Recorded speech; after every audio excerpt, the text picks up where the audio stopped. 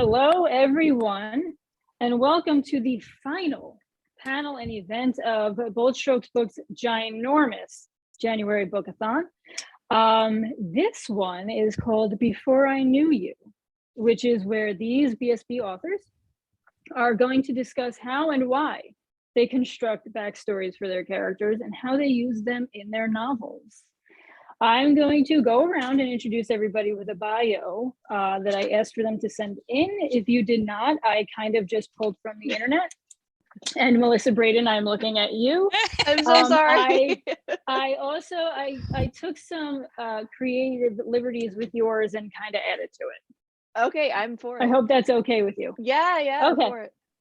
So Joy Argento. Creativity for Joy Argento started young. She was only 5, growing up in Syracuse, New York, when she picked up a pencil and began drawing animals. These days, she called Rochester home, and oil paintings are her medium of choice. Her award-winning art has been found in homes around the globe. Writing came later in life for Joy. Her love of lesbian romance inspired her to try her hand at writing, and she found her first self-published novels well received. She is thrilled to be a part of Bold Strokes Books family and has enjoyed their books for years. Joy has 3 grown children who are making their own way in the world and 5 grandsons who are the light of her life. Hello, Joy. Hi. Tell us about your recent release and a little bit about the characters' backstories there. Most recent book is X's and O's. Basically, the backstory is these 2 characters knew each other in high school and both blames the other one for breaking their heart. And as a result, Allie takes off, goes to college in Syracuse, where I grew up. Coincidence? I think not. And she decides to contact her exes, and one of her exes is, of course, Madison, who she went to high school with, her first love, and she ends up going back to their hometown and confronting her, and hilarity ensues. Well, I see it's going from high school, so you're pulling all that backstory into the book already as it is. Right. Very good, very good. Melissa Braden is a multi-award-winning romance author, embracing the full-time writer's life in San Antonio, Texas, and enjoying every minute of it. She's married and has 2 adorable children, 2 adorable dogs, and an affinity for donuts. Melissa, your recent release and a little bit about the character backstories there. My recent release is Marry Me, which came out in November, so it is available now.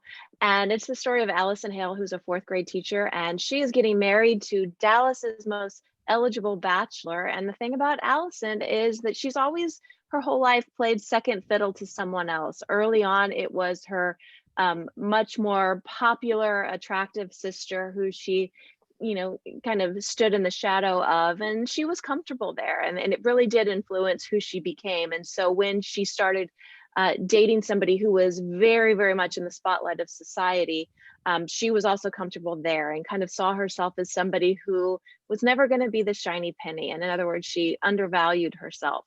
And so in the course of planning her wedding, she hires Megan Kincaid to be her wedding planner. Megan is somebody who was always type A and was risk averse. And so she only took on tasks that she knew she could dominate. She only entered a race if she knew she could win. And so moving into relationships, that's also was influencing her, and she wouldn't really put her neck out there. But when the 2 meet each other and begin planning Allison's wedding, obviously sparks fly and they're dealing with feelings they weren't expecting. And their 2 backstories really are integral in what ultimately keeps them apart for a while. Very, very neat. All right, Kris Bryant likes to drive. Melissa. Kris Bryant likes to drive fast and take chances. She loves Twizzlers and kayaking. When she's not writing, she's binging TV shows nonstop because what else is there to do during a pandemic? Kris, your release and a little bit about the backstories there? My latest is Always comes out. It's out already. It's came out in January, and it is about Perry, who is a private investigator. Her great grandmother just passed away and gave her first assignment, and it's a locket that says "Find her" on it. So Perry has to figure out who the other woman in the locket is, and it takes her overseas to Italy, where she meets Camilla. And Camilla is trying to figure out why this American is trying to get in touch with her great grandmother, and she doesn't trust her. So she sends her on kind of a wild goose chase around town until the very last day. Perry decides to go out and revisit a place that they went to previous, and she's able to find the woman. And so it's basically a story where there's past and present love interests, love stories. It's a 2-for-1, I guess. And so we'll talk about how we got to the characters, I think. I don't want to like keep talking. Just stop me anytime. Okay. But who doesn't love a good 2-for-1 sale? I mean, come on. It is a 2-for-1 love story. If you like 196-year-old women who are in a story, and then you have 25-year-olds who are in a story. So a little bit of everything for everyone. A little bit of everything, yes. Thumbs up. All right. Kathleen Knowles grew up in Pittsburgh, Pennsylvania. I love Pittsburgh, but has lived in San Francisco for more than 30 years. She finds the city's combination of history, natural beauty, and multicultural diversity inspiring and endlessly fascinating. Her first novel, Awake Unto Me, won the Golden Crown Literary Society Award for Best Historical Romance Novel of 2012. She is the author of 10 novels. She is retired and lives with her spouse and their dog, Bella, atop one of San Francisco's many hills.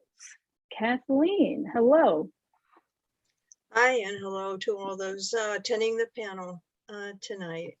Thank you for showing up for us.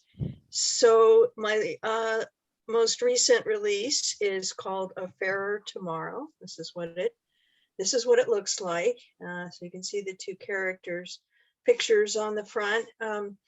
It's a historical interracial romance and takes place after World War II in San Francisco, naturally. I almost always write in San Francisco. And one of them is a member of the Waves, the women's branch of the Navy back in those days. Her name is Jerry, and the other one is a factory worker. Well, basically she works in a shipyard, what was the Hunters Point Naval Shipyard back in the day. I will keep my other comments about who they are and what their backstories are until we start discussing that. Thanks. Okay, all right. Morgan Lee Miller started writing at the age of 5 in the suburbs of Northeast Ohio. Since there is absolutely nothing to do there, she entertained herself by writing her first few novels by hand. Now she has published 5 romance novels with BSB. She lives right outside of Washington, D.C. with her 2 feline children, Milo and Elsa. During the day, she works for an animal welfare nonprofit and is currently writing her 6th book. Morgan Lee Miller, hello. Hi everyone. Hey. So Tell us about your book. My recent release is The Infinite Summer. It's a young adult romance. It's about Remy. Her backstory, her parents got divorced a couple years ago. She was once really close with her dad. And then they had a huge falling out during the divorce. And so she decides to spend the summer with her dad to mend things. He has a new wife, and she is a famous chef. And she opens up this new restaurant on the boardwalk. It takes place in the summer beach town. And then she meets Harper. Harper's a local, and her family has had competing. Well, I guess I shouldn't say competing. It was originally the OG restaurant on the boardwalk, and they've had it for 70 years. Her great-grandparents started it, and the restaurant is tanking because of this new restaurant that has opened up. And so Remy and Harper start to have feelings for each other, and obviously there's going to be an intense restaurant rivalry that plays into it. Very fun. All right, and we have Nancy Wheelton, hails from the Great Lakes region of Ontario, where she is a practicing veterinarian. When Nancy's not kayaking, photographing wildlife, or working on her beach house, she enjoys the crashing waves and sunsets while writing. Nancy, hello, and tell us about your book. My latest one is a veterinary surgeon. It takes place in a small rural town in Saskatchewan, Canada. Kay is the veterinarian and the surgeon, and her essential backstory is that when she was younger, she kind of didn't really have direction, and so her family coaxed her to go into the military, but she was injured in Afghanistan and she got out. But it sort of gave her a sense of purpose and some confidence. So she decided to go to vet school, and she's all about her career, and she's moved to Saskatchewan for sort of the next step up in her career. And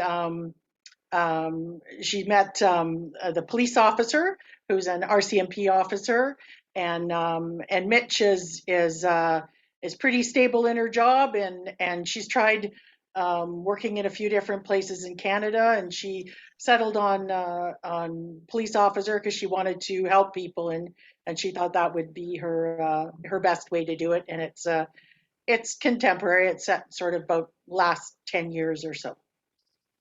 All right, sounds good to me.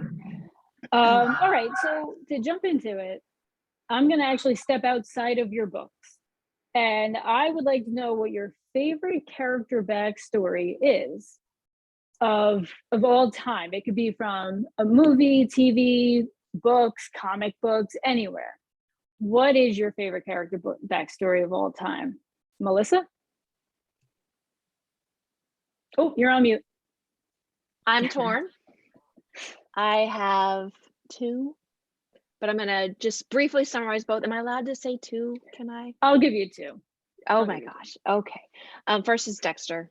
I don't want to spoil Okay. Dexter for anybody, but Dexter is a serial killer, and there's a reason he's a serial killer, and he has an in-depth backstory. It has a lot to do with blood, I'll tell you that. But other than that would be my personal hero in life, Olivia Pope from Scandal. I don't know if you all are a fan of this show, but it's one of my absolute favorite TV shows ever invented. And Olivia wears the white hat, but she has a backstory and a family who doesn't necessarily line up with her hero ways. So I'll leave it there. But fantastic shows, both of them. So check them out. Hey, Morgan? So I'm glad that I'm not going to be the only one picking a villain. So thank you for that. Because all the characters I'm thinking of are villains, and I don't know if that says something about me or not, but the first one that came to my mind was Villanelle from Killing Eve. It could be because I'm in love with Jodie Comer, I don't know, but she's a great character.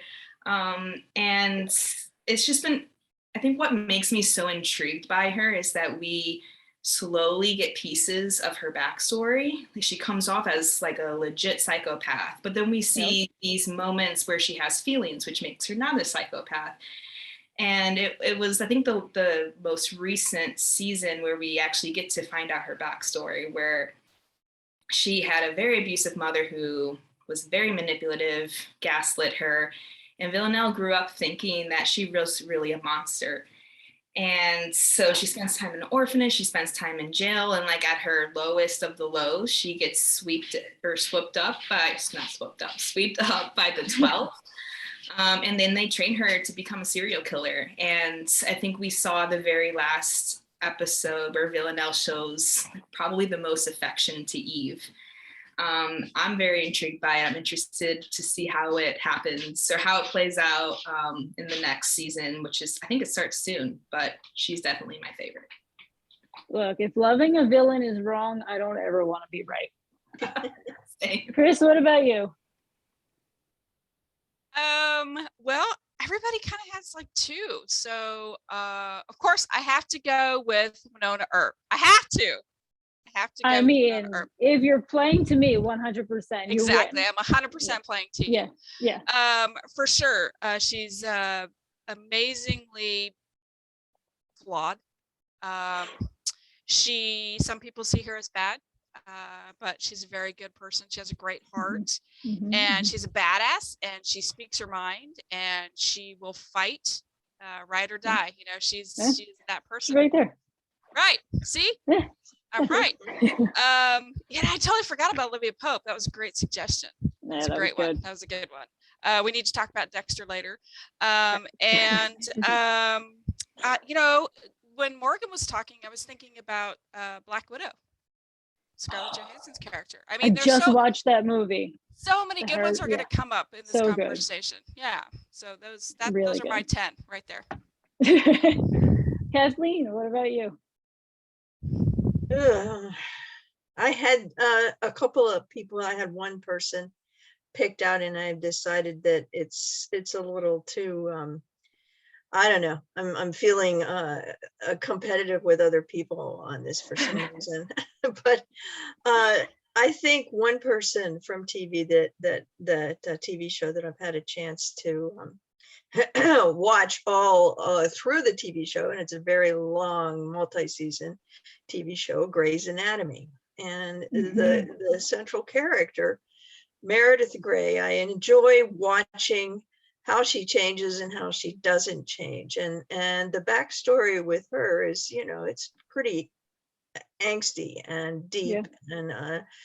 And almost, I would go as far as to say traumatic. And you get to see that play out all the time now for her as an adult, with, you know, her mother, her crazy, brilliant mother, and the multiple men that were in her life, and how she was treated, her Meredith's father, and on and on and on and on. And it just reminds me how people are so multifaceted. Meredith Grey is the heroine of the show, and she's scarcely a super admirable human being, other than the fact that she's a great doctor. Otherwise, she's kind of crazy, and I don't mind that. I think it's great to see flawed human beings, because that is what we all are. We are. Yeah, good one. Joy? I'm going to pick something really recent. Unforgivable with Sandra Bullock on Netflix. We can label her a villain. She gets out of prison after 20 years for shooting a cop. And her backstory is just, we get bits and pieces. I won't give anything away, but she's not who we think she is. And her backstory is really fascinating. And when we get, you know, the full story, it's a wow. So that's what I'm going to pick. That just went from like number 10 on my watch list to number 1 now, because now I'm very intrigued. Yeah, I like All it. right, Nancy.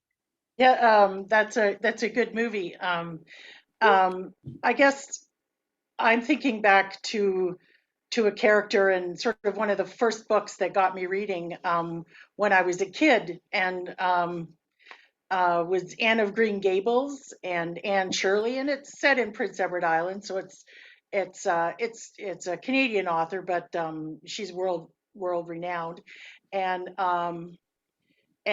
the story most people know is of her when she's young, and she grows up. I think is very cool. She grows up to be very much like she was when she was a kid, and I guess what I always admired was that, you know, even with all this adversity, she could still say optimistic and kind and generous, and you know, it just she did not have it great growing up, and she still managed to kind of I don't know, stay optimistic and bright and carry that on into adulthood. So Okay. All right, now I do have plenty of questions listed, but I want to just encourage everybody out there that is watching, there is a Q&A box. Feel free to hop in there and ask these guys any questions that you have, because I could go on all night, but I'd really like to hear from you. Up next, reality often plays into writing, whether we want it to or not. Do you or have you borrowed from real life backstories, either your own or somebody that you know or close to, or something that you overheard on a train ride one day? Do you find yourself picking from reality when you develop your characters' backstories, or not so much? Kathleen? The short answer is yes.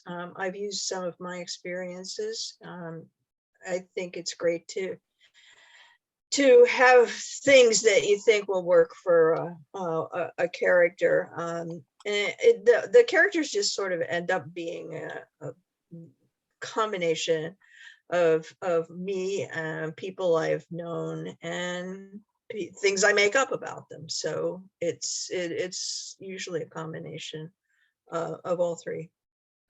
Okay, Melissa? Usually there's a nugget of something, a kernel that is serving as the inspiration. And at that point, I usually take it and run with it in my own direction. I don't think I borrow too readily from real life or real people. I don't know why. I don't know if it feels like a violation to do that, but it's not something I'm comfortable with totally. But those little nuggets of inspiration definitely work. Kris? I don't really use, I guess, reality like news, things that are current events. I can pull from that. And that's usually, my mind's kind of always looking for that story or that character from whether when I'm watching the news or whether I'm, reading something or usually a current event. But as far as characters, it's just maybe I'll see a flash of something. But I don't really put people I know in my stories. Good to know. Good to Not know. yet, at least. Not yet. So be warned. Oh. No. Ooh. Nancy, what about you? I would say I borrow bits and pieces. When my friends read my books, nobody's ever said, oh, that was me. I see myself in there. You wrote my story. But I do use bits and pieces, some of their stories, especially stuff that's, a bit emotional. Like a friend who was in a relationship for 10 years and helped raise her partner's 2 boys. And then when they split up, the boys didn't want anything to do with her anymore. And so that, I borrowed on some of that for my first book, because that isn't my experience, and I could see, how that affected her. So yeah, bits and pieces. Okay. Joy, what about you? Do you borrow from reality? I Or absolutely borrow from reality. A lot of times I start there, and like Melissa, it shoots off in whatever direction it's going, where I lose whatever reality I started with. But there's a lot of bits and pieces of my life and some other people that I know, their lives are in my book. So yeah, yes. Short answer, yes. Okay, Morgan. Like everyone else, mostly everyone else, I do bits and pieces, and I have been called out on it. My cousin called me out on this little, what we call the Harry Potter closet, and that was in her basement, and I used it in my first story, and she called me out on it, which is, I mean, that's nothing incriminating. But the Infinite Summer, I kind of based on my own experiences. I mentioned on another panel that at 18, my parents were getting a divorce. And so I was trying to get into the mind of an 18-year-old. And so I channeled a lot of my inner 18-year-old into Remy's backstory, which is it's slightly different. Remy's is way more dramatic than mine, but I did use a little bit of my own backstory in Remy's backstory. All right. So when you get your character ready, you have your plot, well, you have a rough plot anyway, when you know what you want to write. What is your process like when it comes to developing that character? As I like to say, what came first, the chicken or the chicken's backstory? Do you build your character from backstory up, or do you see the character that you want in your story and then you develop their backstory? Let's see. Let's start with Kris. I see the character first and then develop her backstory. My characters just kind of come to me, like I said before. I'll see like a brief image or something, and I'll be like, oh, it'd be interesting to write about this or this person. I see this person. This could be a character in my book, and then whatever story is that I'm working on, I'll pull her into it and just kind of see where she goes with the story. So it's usually character. I just see somebody and then I get her backstory. That's usually how it goes for me. Okay, Nancy?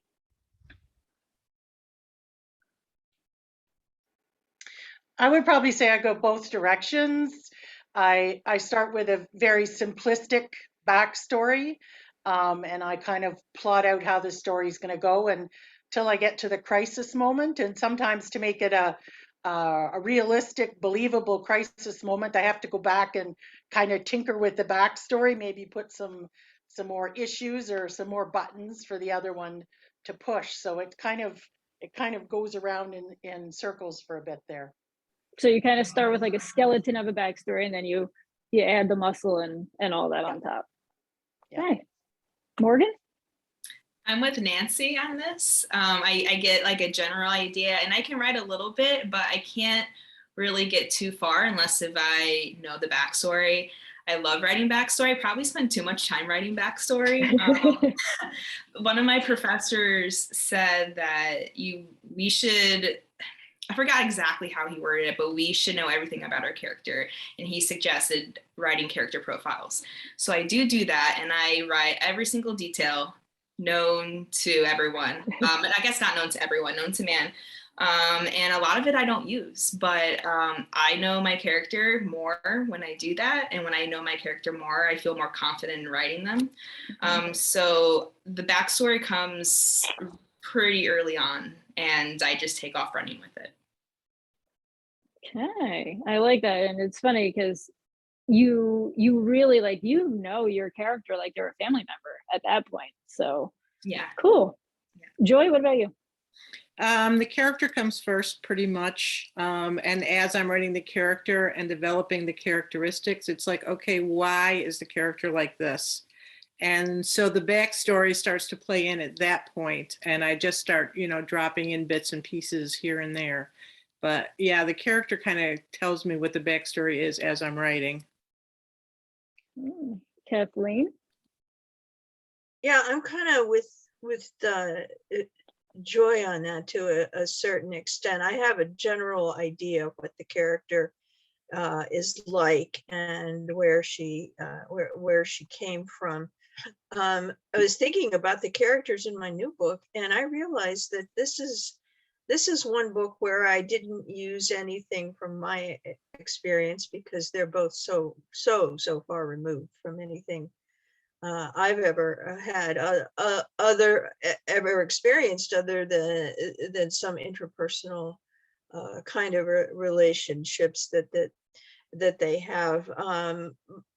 But since when I write historical novels, and this one is historical, I tend to start thinking about the character as I go through the research part of it, which generally happens before I start writing, although it continues. And that it was really prominent. It's prominent every time, but this time I really noticed it because I was asking myself questions, hard questions, about what kind of background that the African American character would have, and also the Navy Wave, the white girl.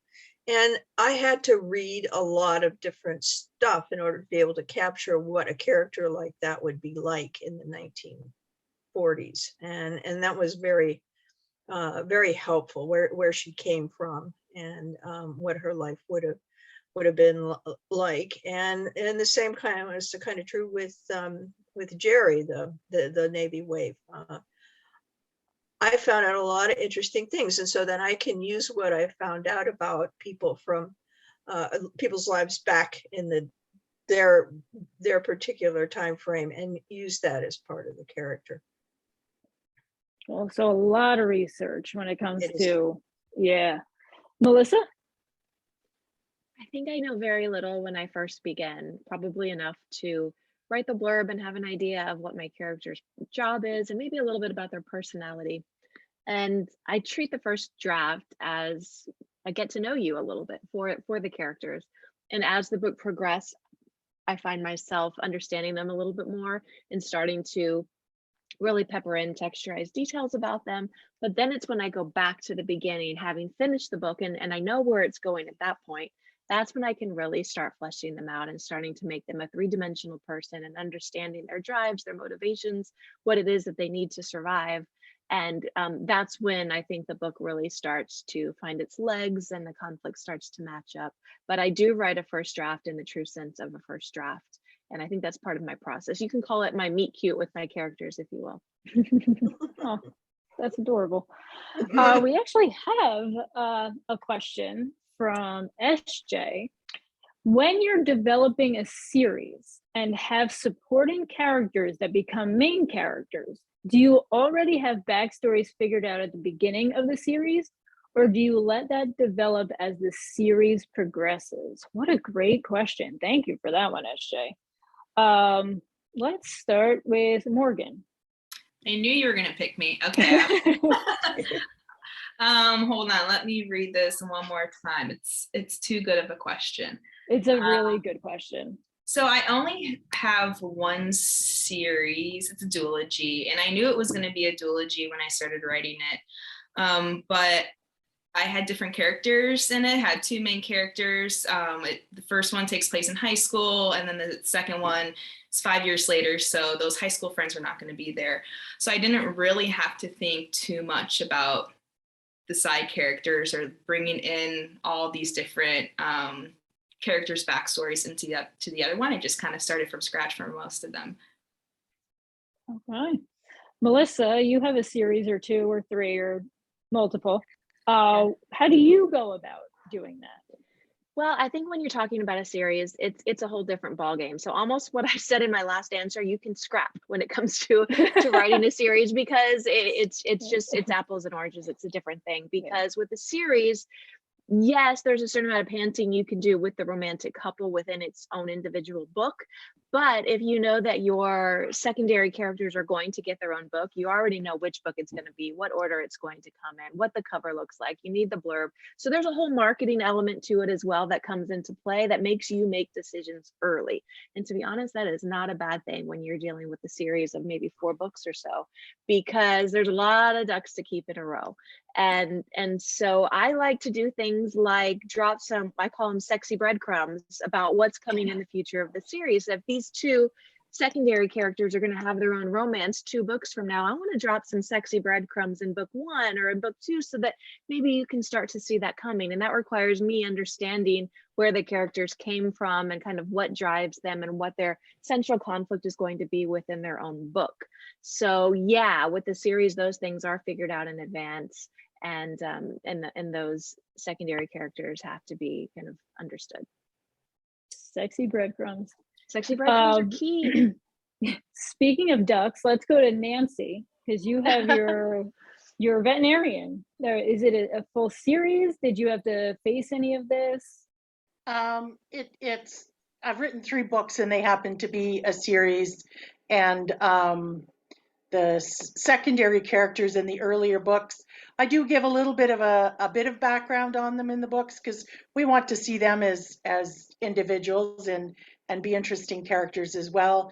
But it's really in the book where they find love that I put in more detail about their backstory and flesh it out and make it a little bit deeper.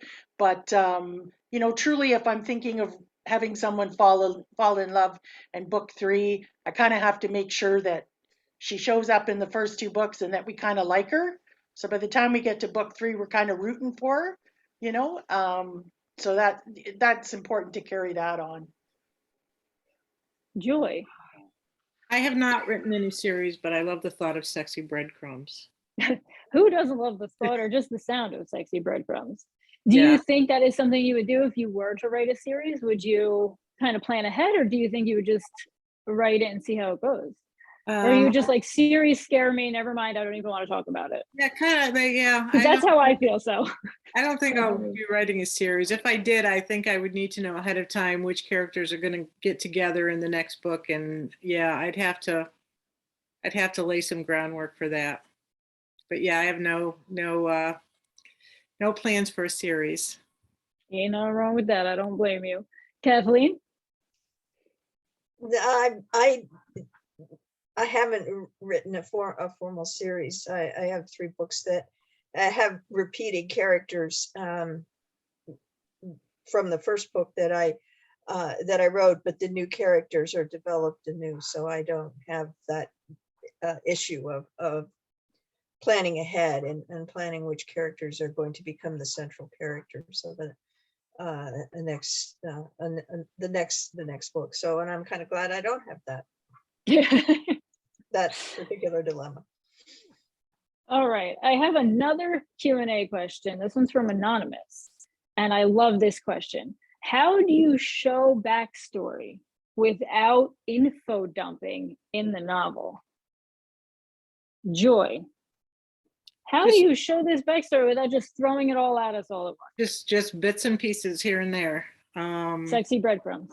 Sexy breadcrumbs, yeah. Kind of like a movie where you get flashbacks. You don't get, you don't get a half hour's worth of flashbacks. You get 30 seconds here and 30 seconds there. Same thing. Just little bits here and there. Some of it comes out in dialogue when they're talking to each other. Some of it might explain, motivation as to why they're doing something. But yeah, just bits and pieces here and there. Kris? Same. Usually dialogue, and I think dialogue tags. Reflection, the character is reflecting on something after they say something. So that's usually how I put the little breadcrumbs in my stories. Right. Kathleen? Yeah, I like to use dialogue for bits and pieces here and there, but I also use flashbacks, and I did in the most recent book. And they're controversial, according to Radcliffe, and but they so far have allowed me to do it. And the reason I like it is because I can construct a flashback as though it's happening right now. So I can write the description, and I can write the character dialogue and what the events are that happen, so that it becomes part of the story, though it's not the main story. And for the questioner, early on in my writing career, I was firmly cautioned about what you call the info dump, as in don't do it. Mm-hmm. Rule number 1, don't info dump. Mm-hmm. Melissa? Okay, I need a replay of the question. Replay of the question is, how do you tell backstory? How do you show backstory right. without info dumping? Yes, well, I hear what you're saying in terms of what's on the page, but for me, a lot of the way the backstory can be communicated is through nuance and what's not on the page. Me having a more full fleshed out backstory than what I'm actually typing out in the scenes is informing my decision when I make choices for the character to keep them authentic. So what I may come up with in my head, maybe 60% makes it on the page, but that informing of decision making goes a long way to making the character 3-dimensional. So yes to what everyone has said so far, but that's just what I want to throw on top. All right, Nancy? Yeah, I'm in the same plan as everybody else. I know sometimes I probably do have some info dumping there, but that's what an excellent editor helps me identify those. So the plan is to drop bits and pieces along the way, and between the characters, so that it's not so it's something that both main characters learn from the other one. Is the best time to do it, and often when there's some context around it, so it can kind of build up, and it's just you should sort of be nodding to yourself partway through the book, and that's the way she's that way, that's the plan anyway. Yeah. Morgan, I scarred you by making you go first last time. You get to go last this time. I'm like everyone else, bits and pieces. A lot of the backstory I have written because I like writing backstory. I have like probably 50 pages of, not 50 pages, 50, I use Evernote. So there's like 50 Evernote pages of research and backstory, and I just pick like copy paste, and you can see it in the dialogue, or like Nancy said, context. And if there's a scene where they're talking about something that relates back to the backstory, They have like a little inner monologue, and I guess not a paragraph's worth of an inner monologue, not too long, that just shows up. I like to start with like the main problem, like the main conflict, and then each scene you kind of just, it's like a little microscope, you just zoom on in and you can bring out little details of why characters are doing the things that they do and why they think the way that they think, and it all comes back to backstory. So that's where this, at least for me, it helps having it in most cases written down where I can just copy and paste it and then tweak it while it's in the document. Copy and paste, saving the day for you. It really is. All right, so in the beginning, we talked about villains and how some of them are likable. When it comes to villains, backstories come in clutch. It explains why the bad guys are bad. It makes you feel for them as opposed to thinking they are just a two-dimensional bad person. When you're planning either the villain or the antagonist of your novel, is it different when you're planning their backstory as it is when you're planning your protagonist and your good guys? Does it differ? Do you put different thought into it or anything like that? Melissa? I think that I don't need my audience to feel as bad for them. So even though they might have some trauma, I think to the first book that I wrote, and there was a villain in the first portion of the book, and then we flashed 2 years later and we got her backstory and kind of understood why she was doing some of the things she was years before. And it was a little bit sympathetic, but I didn't need to go that far into it because she is fine in her villain status. We needed her to have a little comeuppance at the end, but I don't need you, the reader, to fall in love with her in the same way. So I don't think I have to go as far, I think, is the answer there. She can have her backstory and still be a villain, and that's all right. Joy? I don't think I get a lot into the backstory of people that readers would consider villains. I don't want people to like the villain. So That's fair. So I don't want to make them understandable. I don't, I think in my own head, I know what their backstory is and why they're like they are, but yeah, I don't share a lot of the backstory of the bad people. I mean, it's cut, dry, and very effective. Nancy? I like to put a little bit of backstory with the villain character, just so they're not two-dimensional or too much of a caricature.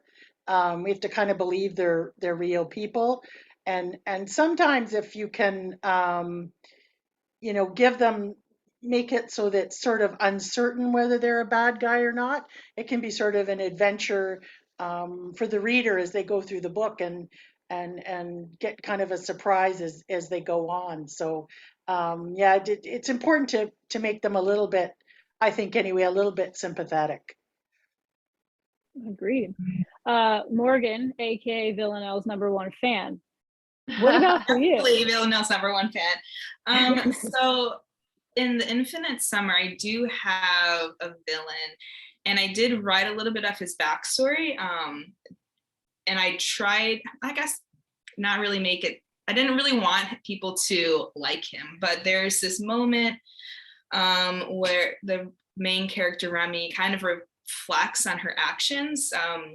I don't think this is a huge spoiler, but she does not tell her love interest that her stepmom is the competitor or is the owner of the competing restaurant. And she tries to find moments throughout the summer to tell her, but she doesn't say anything. And so the villain of the story is her stepbrother, who said something like, "This whole summer you thought I was the bad guy, but look what you're doing, you're lying to your girlfriend." So she kind of has this, she thinks about her actions and why did she lie, which makes her think, why did my dad do the things that he did in the divorce? Why is the stepbrother doing all this? And there's a little bit of backstory that helped Remy figure out why she did the things that she did, and kind of had this moment of clarity of, ooh, my actions were really bad. I'm the one who messed up. I have to go fix this. So there was a little bit of backstory. I guess I used it because I wanted Remy to understand that people do things. I'm one of these people who I find it interesting why people do the things that they do.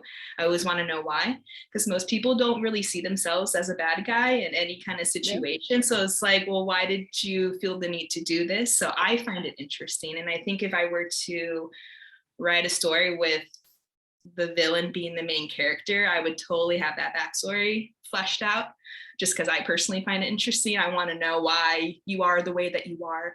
But yeah. Okay, we'll be looking forward to that book, I assure you.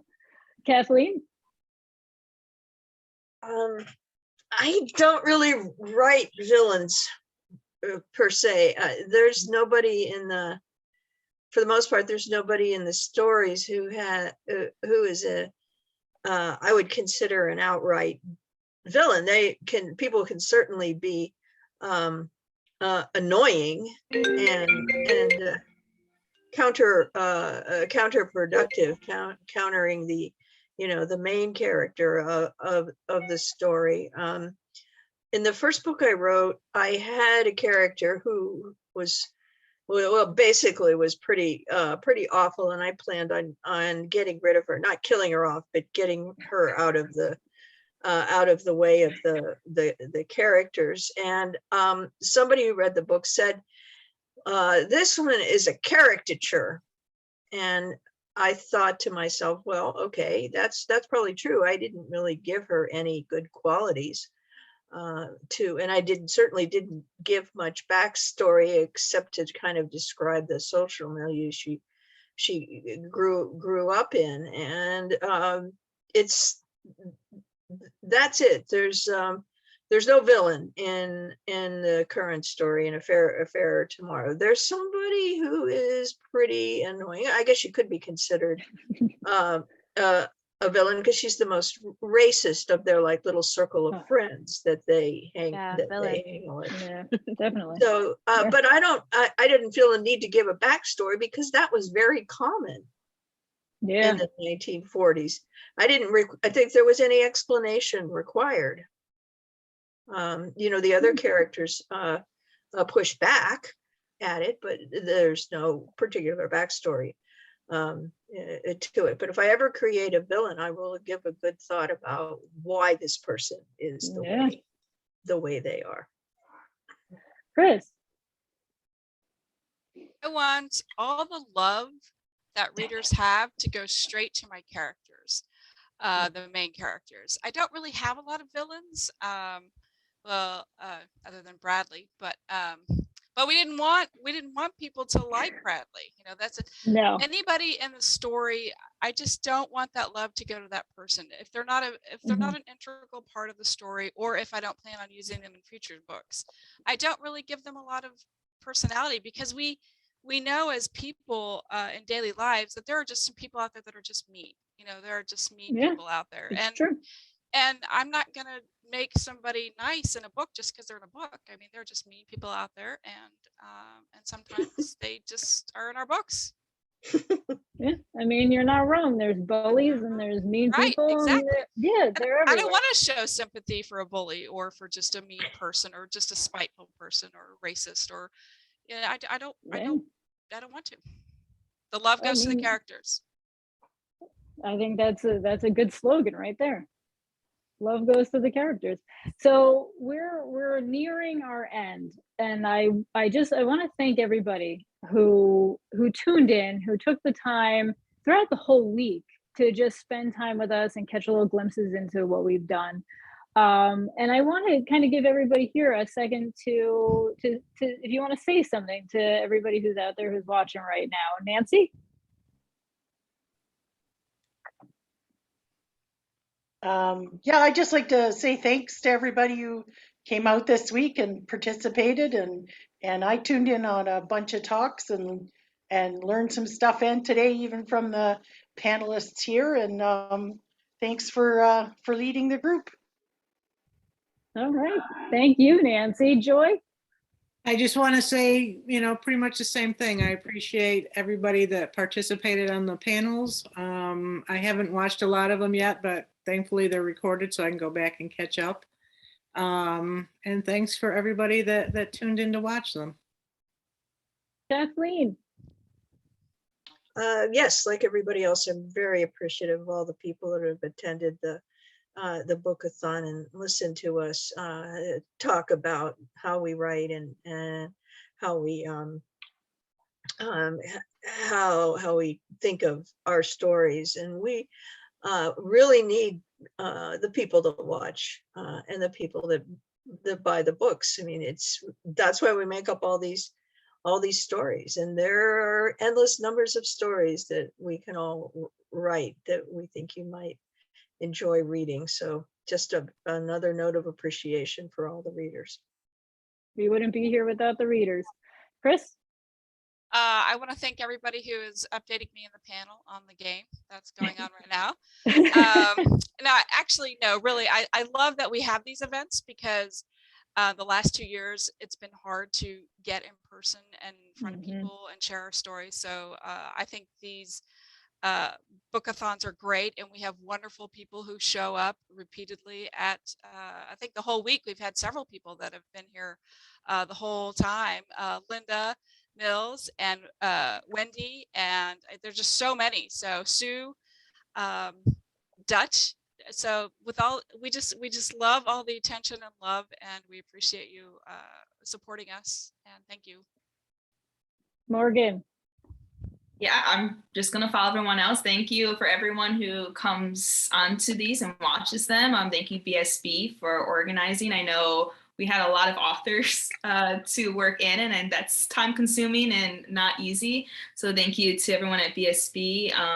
I came of age with BSB during the pandemic, so I haven't really had a lot of in-person events that I've attended. I'm meeting authors for the first time via Zoom and a lot of readers. So this means a lot. It's a lot of fun for me to meet authors, meet readers. So these are really fun for me. So thank you for everyone that tunes in.